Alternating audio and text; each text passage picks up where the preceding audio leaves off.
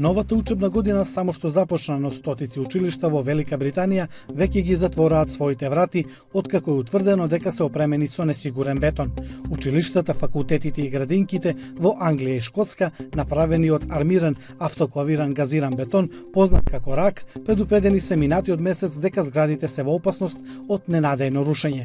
Десетици илјади ученици погодени се од затворање, што доведе до борба за алтернативни привремени училници и присили некои училишта повторно да воведат оној настава.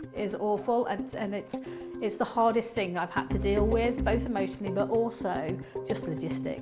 Рак често се користеше во британската градба до 1990-тите и се разликува од конвенционалниот бетон, бидејќи содржи меурчење на воздух. Зградите на рак воглавно траат помеѓу 30 и 50 години, но последниот месец владините анкети идентификуваа стотици објекти на кои им истекол векот на траење и пронашле докази дека функционерите ги игнорирале повторните предупредувања за старата и трошна инфраструктура. Премиерот Риши Сунак исто така е обвинет дека одби да ги обнови училиштата во рамки на резовите на конзервативната влада додека беше канцелар за финансии.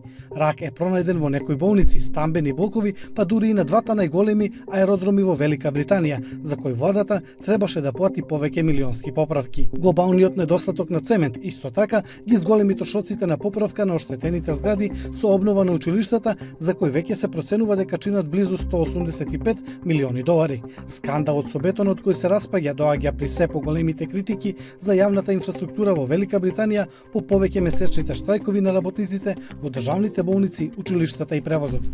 Како што се приближуваат општите избори во 2025 година, со внимание ќе се следи како конзервативната партија се носи со моменталната криза, а овозможувањето јавни услуги ќе биде значаен фактор при гласањето.